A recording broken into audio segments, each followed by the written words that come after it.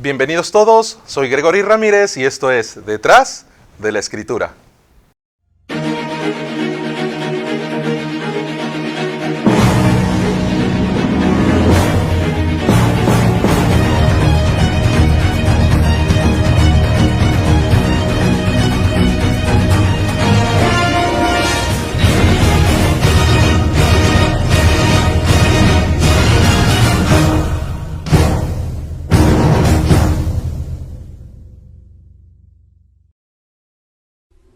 Hoy en Detrás de la Escritura vamos a continuar nuestro estudio acerca del tabernáculo, la maravillosa figura de nuestro Señor Jesucristo. Hay un corazón precioso, inmenso de Dios, escondido en cada utensilio, cada parte del tabernáculo. El día de hoy vamos a hablar acerca del santuario. El santuario se quedaba dentro del tabernáculo. El santuario era el lugar donde finalmente habitaba Dios, el lugar donde Dios quería tener encuentro con el ser humano. El santuario estaba dividido en dos partes, en el lugar santo y el lugar santísimo. El lugar santo estaba el candelero de oro, la mesa del pan de la proposición y el altar del incienso. Luego venía el velo con los querubines, con los colores lino, púrpura, carmesí y azul, que simbolizan los 4 evangelios. Habían 4 columnas, y luego se pasaba al lugar santísimo, donde estaba el arca del pacto, que contenía las tablas de la ley, contenía una urna con maná y la vara de Aarón que reverdeció. Y esto estaba cubierto por una tapa de oro que se llama el propiciatorio, con 2 querubines extendiendo sus alas, impidiendo que alguien pueda acercarse, o cuidando, protegiendo que alguien no vaya a abrir el propiciatorio. En ese lugar se encontraba la presencia de Dios. Hoy vamos a dar inicio al estudio del santuario. Luego, en los programas posteriores, vamos a hablar acerca de cada utensilio dentro del santuario, para así seguir descubriendo detrás de la Escritura el corazón de Dios hacia nosotros. El santuario estaba formado por tablas, estaba formado por un techo. Estos techos eran cortinas de diferentes materiales, de pieles de distintos animales. Cada detalle, cada material, cada medida tiene un significado profundo, que Dios quiere mostrarnos la figura de Jesucristo, la sombra de Jesucristo a través de ellos a nosotros. Por eso vamos a hablar acerca del santuario como una parte introductoria. Habíamos visto que aparece en Éxodo 26. Todo este detalle aparece en Éxodo 26. Si nosotros vemos las medidas, el lugar santo medía 20 codos por 10 codos, el lugar santísimo 10 codos por 10 codos, y un codo equivale a 0.52 metros, un área total de 81.1 metros cuadrados. El santuario, como les dije, está formado por el lugar santo, el lugar santísimo, y cada uno tiene una puerta cubierta con una cortina o un velo. El santuario era conocido como la casa de oro. A diferencia del material que estaba fuera del santuario, que habíamos visto que era plata, bronce, lino, habíamos visto todos esos materiales, el material del santuario era oro. Y vamos a ver cuál era la cantidad de oro que fue empleado en el santuario. En Éxodo 38:24 aparece todo el oro empleado en la obra, en toda la obra del santuario, el cual fue oro de la ofrenda, fue 29 talentos y 730 ciclos, según el ciclo del santuario. Un talento equivale a 30 kilogramos, por lo tanto 29 talentos van a ser 870 kilogramos. Un ciclo equivale a 0.01 kilogramos. 730 ciclos son 7.3 kilogramos. Entonces, el total del peso de oro utilizado en el santuario fueron 877.3 kilogramos. Un kilogramo de oro vale aproximadamente $260,000. Por lo tanto, 877.3 kilogramos de oro, que es todo el oro empleado en el santuario, equivale a un aproximado de más de $228 millones. Quiere decir que era una casa invaluable, una casa carísima, que ningún ser humano podría tener. solamente Dios. El oro representa la gloria de Dios.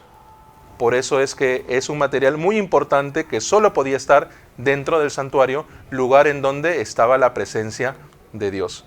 Vamos a hablar acerca de las tablas del santuario. El santuario alrededor tenía una estructura que estaba formado por tablas. Esto aparece en Éxodo 26, los versículos del 15 al 17. Dice, y harás para el tabernáculo tablas de madera de acacia que estén derechas. La longitud de cada tabla será de 10 codos y de codo y medio al ancho. 2 espigas tendrán cada tabla para unirlas una con otra. Así harás todas las tablas del tabernáculo. Como vemos en la imagen que aparece en la diapositiva, ahí vemos toda la estructura del santuario, que era conformada por tablas de madera de acacia bañadas en oro.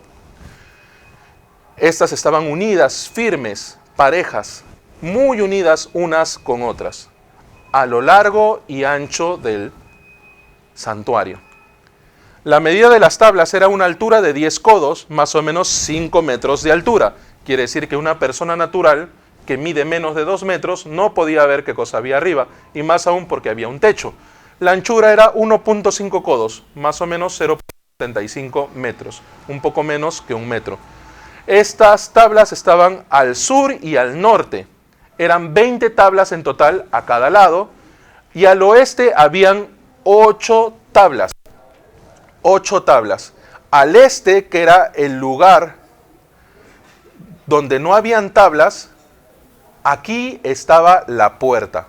La puerta del santuario, que era en el lugar santo, tenía 5 columnas y un velo o una cortina del mismo material del primer techo, que era lino, púrpura, carmesí y azul de obra de recamador, con diseños de querubines en dichas cortinas.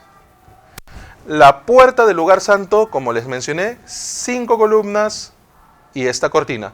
La puerta del lugar santísimo tenía 4 columnas y este velo. Entonces, tanto el lugar santo como el lugar santísimo tenían puertas, velos, cortinas, con estos 4 colores: lino, azul, púrpura y carmesí, con querubines bordados de obra de recamador. Estos 4 colores ya habíamos visto en la puerta del tabernáculo, en la puerta del muro, la puerta inicial, que también estaban estos colores que representaban a los 4 evangelios. El material de la tabla está hecho de madera de acacia. Ya habíamos visto que la acacia o zarza que crece en el desierto era una madera inapropiada para hacer los muebles. Era una madera seca, era una madera dura. Esto es sombra de la carne de nuestro Señor Jesucristo. Ya habíamos visto en Isaías 53 cómo aparece como raíz de tierra seca la sombra de nuestro Señor Jesucristo. No hay parecer en él ni hermosura. Claramente habla acerca del aspecto físico de nuestro Señor Jesucristo, de la carne de nuestro Señor Jesucristo. Sin embargo, esta madera es cubierta por oro. Quiere decir de que vino Jesucristo a este mundo de esa manera, pero la divinidad, la gracia de Dios le cubrió. El oro simboliza la gloria de Dios.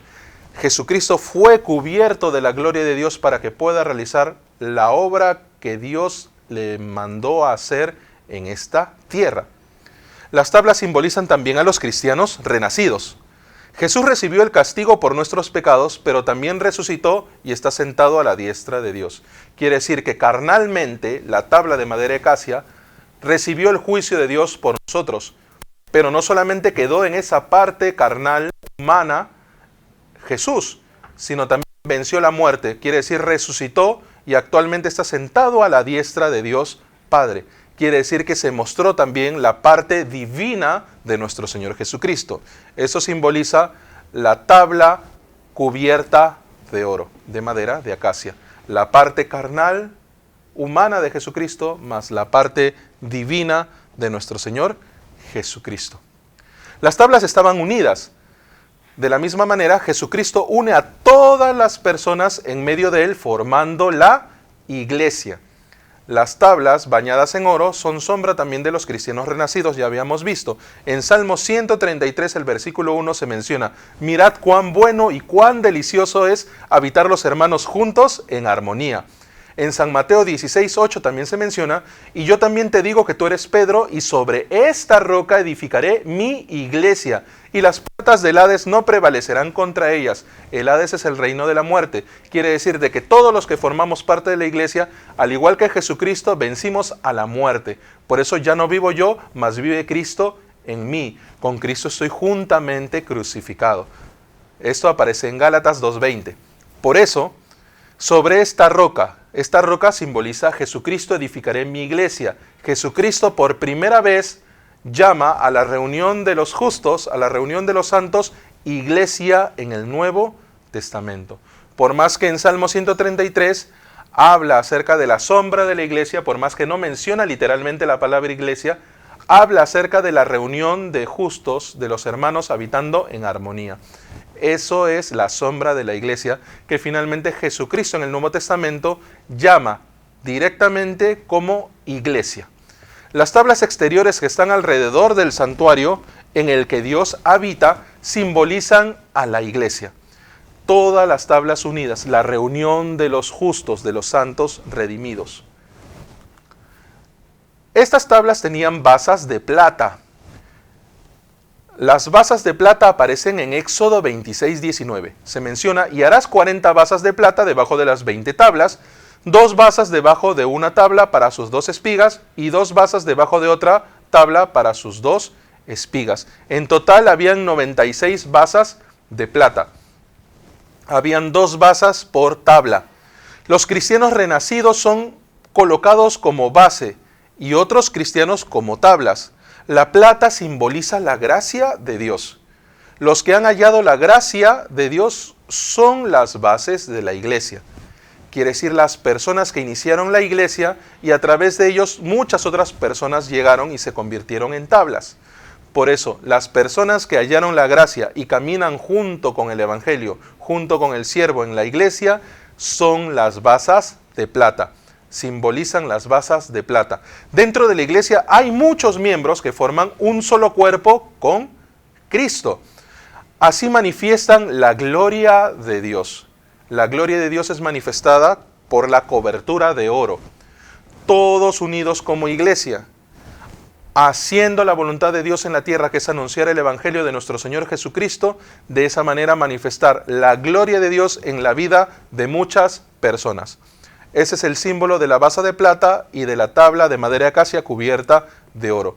Pero ¿cómo se obtuvo la plata? En Éxodo 38, del 25 al 26 dice: y la plata de los empadronados de la congregación fue 100 talentos y 1775 ciclos, según el ciclo del santuario, medio ciclo por cabeza, según el ciclo del santuario, a todos los que pasaron por el censo, de edad de 20 años arriba, que fueron 603.550. 603.550 personas que ofrendaron para las basas de plata. 603.550 israelitas que dieron cada uno medio ciclo de plata. Cada uno dio medio ciclo de plata para el santuario. Cada israelita censado, porque al momento de ser censado tenían que pagar una ofrenda, cada israelita censado pagó medio ciclo de plata. Medio ciclo de plata lo pagaba cada israelita sin excepción. Esta cantidad es pequeña. Quiere decir que cualquier persona podía pagarla. Más aún ellos saliendo de Egipto, ellos eran lo mínimo que podían tener, medio ciclo de plata. O sea, fácilmente no había una persona que no pudiese dar esta paga. Sea pobre, sea rico, siempre tenía medio ciclo de plata en su bolsillo. Juntando la plata recaudada, se hicieron las basas. El que no ha recibido la salvación por medio de Jesús no puede pertenecer a la iglesia. Solamente con ese medio ciclo de plata, solamente a través de Jesucristo, nosotros podemos formar parte de la iglesia. No hay otro camino. No significa: yo hago el bien a los demás, yo leo la Biblia, yo ofrendo, yo diezmo, yo soy anciano de la iglesia, yo soy diácono de la iglesia. Pero si no tiene la salvación en su corazón, por medio de Jesucristo, por medio de la sangre de Jesucristo, esta persona no forma parte de la iglesia, porque la iglesia es la reunión de los santos redimidos por nuestro Señor Jesucristo. Y si esta persona no tiene el perdón de pecados, no tiene la eterna redención en su corazón, por más que haga lo que haga, no puede formar parte de la congregación de los santos, no puede formar parte de la iglesia. ¿Cómo se unían las tablas? Recordemos que sin unión no puede existir la iglesia. Una sola persona no hace la iglesia. Ya habíamos visto en capítulos anteriores el programa si debemos congregar o no la iglesia. Allí habíamos visto que en la Biblia se menciona ay del solo, dos o más. Donde hayan dos o más reunidos en mi nombre, yo estaré allí en medio de ellos. Dios habla acerca de la reunión, donde los hermanos habitan juntos en armonía. Dios no habla de la persona sola, más bien dice, ay del solo, porque si se cae, ¿quién lo puede levantar? Sin unión no puede existir la iglesia. Por eso en las imágenes podemos ver, habían 4 anillos sobre cada tabla, a la misma altura, para que por ella pasen 4 barras visibles. Estas barras visibles pasaban por los 4 anillos, para que se pueda mantener firme cada tabla entre ellas. Estas tablas quedan perfectas uno al lado de la otra, como podemos ver la imagen. Los 4 anillos representan la unión del corazón. Para nosotros poder ser uno con la iglesia, hay 4 puntos importantes que nosotros debemos tener en consideración. El primero de ellos, escuchar la palabra de Dios. Sin escuchar la palabra de Dios no podemos recibir la guía de Dios para nuestra vida. Segundo, tener comunión. A través de la comunión entre los hermanos, nosotros podemos ver, oye hermano, tú estás caminando de esta manera. Oye hermano, tú deberías cambiar esta parte, delante de Dios, hablar. A través de la comunión limpiamos nuestro corazón. 4, recibir el pan, participar de la Santa Cena, participar de la palabra de Dios, del culto de la iglesia, compartir juntos, que fue mandato de nuestro Señor Jesucristo. Y 4 punto, la oración. La oración es importantísima. Sí, ¿acaso Dios no sabe lo que nosotros necesitamos? Sí. Entonces, si sabe, ¿para qué necesitamos orar? Nosotros necesitamos orar porque depende de lo que sale de nuestra boca, lo que sale de nuestro corazón con fe, conforme a la voluntad de Dios. Dios así hace. Todo está en el sí y en el amén. Por eso es muy importante la oración dentro de la iglesia. Los santos redimidos debemos orar juntos para que Dios nos pueda permitir su gracia y misericordia en nuestras vidas. Estos 4 puntos sirven para poder unir a los hermanos. De esta manera los hermanos se unen. Esos son símbolo de los 4 anillos que unen a las tablas. En medio de las tablas hay una barra interior que no se ve. Hay una barra interior que une las tablas aparte de las 4 barras exteriores. Esta barra interior es el amor de Jesucristo que nos hace uno con Él. A través del amor de Jesucristo nosotros podemos estar unidos espiritualmente, corazón por corazón. Por eso, por más que congregamos una iglesia, cuando nosotros viajamos a provincia o a otro país, podemos claramente identificar un mismo corazón, por más que nos separan fronteras. Un mismo evangelio, por más que nos separan idiomas. Un mismo corazón, por más que estamos distanciados. Por más que físicamente seamos distintos. Pero un mismo evangelio, un mismo corazón nos une. Ese es el amor de Jesucristo que une a su iglesia. Nosotros pertenecemos al reino celestial, ya no pertenecemos a nuestra propia nación. Nuestra nacionalidad es el cielo. Por eso es que independiente de fronteras, países, idiomas, cómo nos veamos físicamente, independiente de nuestra cultura, la sangre de Jesucristo nos unió dentro de la iglesia, nos dio identidad. Somos ciudadanos celestiales por ese amor de Jesucristo que nos unió con Él. Ahora vamos a hablar acerca del techo del santuario. Como se ve en esa imagen, el techo del santuario es la cubierta de cortinas de diferentes materiales. La primera, que era la que estaba más abajo, era una cortina de colores, de obra de recamador, de lino, azul, púrpura, carmesí, con bordados de querubines. Encima iba una cortina de pelo de cabra. Encima iban cortinas de pieles de carnero teñidas en rojo y encima iba cubierta de pieles de tejón. Vamos a hablar acerca de cada uno de estos techos. En Éxodo 26:1 se menciona: harás el tabernáculo de 10 cortinas de lino torcido, azul, púrpura y carmesí, y lo harás con querubines de obra primorosa. Este es el primer techo, como se ve en la imagen, donde aparece el número 1, es el primer techo. El que está más abajo, la primera cubierta, es el primer techo. En Isaías 40:9 se menciona: súbete sobre un monte alto, anunciadora de Sión. Levanta fuertemente tu voz, anunciadora de Jerusalén. Levántala, no temas. Di a las ciudades de Judá: ved aquí al Dios vuestro.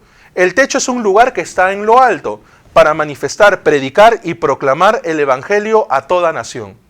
Desde lo alto nosotros anunciamos el evangelio. Eso simboliza el techo. Representa la posición y el nivel que debe tener el predicador. Dios nos ha dado el cargo de anunciar el evangelio. Nosotros, a cada persona con la que nos encontremos, anunciar la obra redentora de nuestro Señor Jesucristo. El material del primer techo representa los 4 evangelios. El púrpura, que representa el evangelio de San Mateo, también llamado el evangelio de León, es porque los reyes vestían de púrpura, era un material finísimo. Solamente los reyes, las personas de la nobleza, con mucha opulencia, con mucho poder adquisitivo, podían tener este vestido. Muestra a Jesucristo como rey de los judíos. Muestra también en San Mateo capítulo 1 la genealogía del rey, que Jesucristo vino de la descendencia de los reyes. El segundo color, que es el carmesí, muestra el evangelio de San Marcos, o el evangelio del buey. El buey sirve para llevar la carga a través del yugo. Muestra a Jesús como siervo, o como un esclavo. El color de siervo siempre es rojo. Cuando nosotros vemos en la antigüedad, los siervos los vestían de ese color para poder identificarlos. De la misma manera, Jesucristo como siervo, siguiendo la voluntad de Dios a la perfección, derramó su sangre preciosa para salvarnos. El lino, que es el tercer material, que es de color blanco, representa el Evangelio de San Lucas, conocido como el Evangelio blanco. Representa a Jesús como hombre, como ser humano. Pero blanco, ¿por qué? Porque es un ser humano sin pecado. Por eso es que es blanco. Si nosotros vemos San Juan capítulo 1, se muestra cómo Jesús encarnó. Recibió la carne como ser humano, pero no nació de la unión de un hombre y una mujer, sino por obra del Espíritu Santo. Por eso es que nació a través de la Virgen María. Virgen significa no tuvo contacto con hombre para poder engendrar. Por eso es que Jesús vino como ser humano, pero no recibió la semilla del pecado de su padre carnal, que en este caso fue José. Por eso es que es el Evangelio blanco, porque Jesús nació sin pecado, como ser humano, pero sin pecado, sin mancha. Y finalmente el color azul, que aparece en el Evangelio de San Juan, muestra el Evangelio del águila. El águila vuela en el cielo. El azul muestra el color del cielo, y el cielo es el lugar donde habita Dios. Por eso muestra a Jesús como el Hijo de Dios. Claramente, a través de estos 4 colores del primer techo del santuario, nosotros podemos ver que simbolizan a los 4 evangelios. Además, tenían bordados querubines de obra primorosa. Son testigos de la obra que ha hecho Dios para salvar al hombre. Los querubines miran como testigos, porque los ángeles, querubines, fueron creación de Dios anteriores al ser humano. Pero ellos son testigos de toda la obra perfecta que ha hecho Dios para con el hombre. Por eso son testigos de esta obra y por eso ellos están bordados en el techo. Es un significado maravilloso. Sinceramente, Dios estableció al ser humano por encima de los ángeles. Sin embargo, hoy en día muchas personas consideran por encima del hombre a los ángeles. Y eso también aparece en el libro de Hebreos. Si nosotros profundizamos detrás de la Escritura, escudriñamos la palabra, nosotros podemos ver cuál debe ser el corazón correcto y sincero hacia Dios. El ser humano está por encima de los ángeles, pero Jesucristo está por encima de los ángeles y por encima del ser humano. Por eso nosotros, a través de Jesucristo, único mediador entre Dios y los hombres, no hay otro, no a través de un ángel, no a través de un santo, no a través de una virgen. Solamente a través de Jesucristo nosotros podemos llegar a Dios Padre. Y eso está claramente escrito en la Biblia. No hay mayor añadidura. El que añada una jota o una tilde claramente está establecido que pasa en la Biblia. No podemos añadir ni una jota ni una tilde. Y claramente en la Biblia aparece que el único mediador entre Dios y los hombres es nuestro Señor Jesucristo. No hay otro. Vamos a hablar del segundo techo que aparece en Éxodo 26:7. Harás asimismo cortinas de pelo de cabra para una cubierta sobre el tabernáculo. 11 cortinas harás. Como vemos en la imagen, el pelo de cabra aparece con el número 2. Se sitúa sobre la cortina bordada con querubines. El pelo de cabra cumple el papel de dividir. Asimismo, ese pelaje calienta e impide que pase el frío. Impide que se mezcle lo que está arriba con lo que está abajo. Quiere decir, los que han recibido la salvación ya no se pueden mezclar con el mundo. Somos separados del mundo. Esto representa la santidad y pureza de Dios. Asimismo, en el día de la gran expiación, traen 2 cabras de ofrenda por nuestros pecados. Uno para la redención, que el sumo sacerdote realiza el sacrificio, y otro para Azazel, que llevaban la cabra a perderse en el desierto y cuando se perdía en el horizonte era desbarrancada y moría. 2 cabras representan a Jesucristo, porque todo sacrificio que aparece en Levítico es sombra del sacrificio de nuestro Señor Jesucristo. Representa el sacrificio de Jesucristo, sacrificado y apartado para que nosotros podamos ser uno con Dios.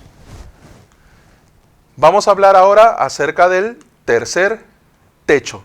En Éxodo 26:14 se menciona, harás también a la tienda una cubierta de pieles de carneros teñidas de rojo y una cubierta de pieles de tejones encima. En Éxodo 26:14 se menciona, la cubierta de pieles de carneros teñidas de rojo. Allí en la imagen se muestra como el número 3. Adán y Eva confiaron en sí mismos y cayeron en el pecado. Se apartaron de Dios. Oyeron la voz de la serpiente y se apartaron de Dios.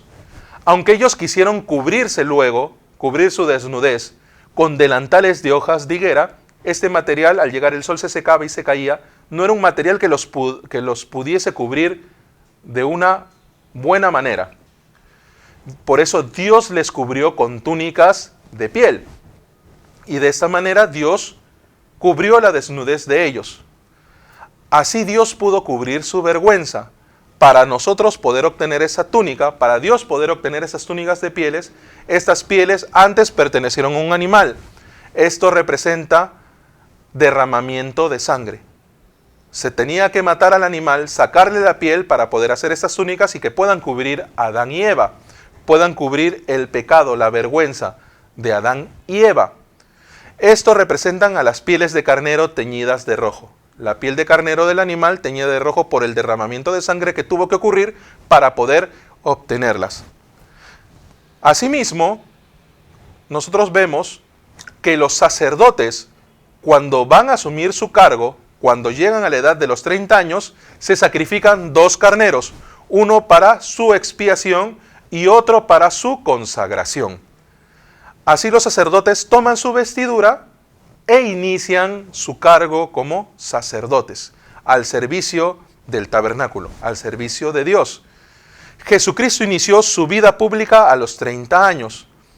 Recordemos que en Hebreos aparece que Jesucristo es sacerdote para siempre según el orden de Melquisedec. Jesucristo es nuestro sumo sacerdote para que nosotros podamos entrar con libertad al lugar santísimo, es decir, estar en presencia de Dios. A través de Jesucristo como sacerdote, nosotros podemos presentarnos delante de Dios sin ningún problema. Cuando una persona quería presentarse delante de Dios, si tenía la mancha del pecado, automáticamente moría. Por eso a través de Jesucristo como nuestro sumo sacerdote, nosotros tenemos esa plena certidumbre de fe para poder estar en presencia de Dios. Asimismo, inició su cargo a los 30 años, inició su vida pública. De esa manera, él pudo iniciar la voluntad de Dios por la cual Dios le envió a esta tierra, morir por la humanidad. Los sacerdotes simbolizan a los cristianos renacidos. Todos los que hemos renacido somos sacerdotes para que la dicha de Dios se pueda propagar. Los que tienen la piel de carnero teñida de rojo simbolizan a los cristianos renacidos. Vamos a hablar acerca del último techo, el cuarto techo. Se menciona también en Éxodo 26:14. Harás también a la tienda una cubierta de pieles de carnero teñida de rojo y una cubierta de pieles de tejones encima. Nosotros vemos ahí como número 4 en la imagen las pieles de tejones, que no es algo que sea agradable a la vista, es de color oscuro. La piel de tejón es muy dura, es de color oscuro, no es resplandeciente, no es algo que a lo lejos podías ver como el lino blanco del muro. De cualquier lado se podía ver ese color, pero la piel de tejón es opaca, parece un color sin esperanza, un color humilde. Este color puede transmitir desesperación, oscuridad, juicio, pobreza, desprecio. Recordemos que Jesucristo vino a este mundo humilde y pobre. ¿En dónde nació? ¿Nació en una clínica de última generación? No, nació en un pesebre dentro de un establo, lugar sucio, donde están los animales, donde los animales comen y hacen sus necesidades. Un lugar inapropiado para el nacimiento de un niño. Pero en ese lugar sucio nació Jesucristo. Quiere decir que Jesucristo vino en el nivel más bajo que nosotros. Nosotros no hemos nacido en un pesebre, al menos hemos nacido en un hospital, en una casa, hemos nacido en una clínica, en un lugar apropiado, en un lugar libre de gérmenes, un lugar para el nacimiento de un bebé. Sin embargo, Jesucristo no nació de esa manera. Nació en una posición más baja, un nivel más bajo que el nuestro. ¿Para qué? Para poder servirnos, para poder salvarnos del pecado, manifestar su condición como siervo de Dios, que vino a cumplir la voluntad de Dios. Jesucristo no se exaltó a sí mismo, siempre se mantuvo humilde anunciando el Evangelio, las buenas nuevas. El reino de Dios se ha acercado, constantemente anunciaba y daba parábolas a las personas alrededor para que puedan entender acerca del reino de Dios, de qué manera ellos podían ser libres del pecado y poder estar en presencia de Dios. Este es el significado maravilloso de los 4 techos del tabernáculo. Un significado realmente increíble que nos transmite el corazón de Dios hacia nosotros, hacia nuestra vida. Si ustedes tienen dudas adicionales acerca del programa del día de hoy o tienen sugerencias, pueden escribirnos a nuestras redes sociales que aparecen a continuación. Conmigo será hasta la próxima semana. Esto fue Detrás de la Escritura.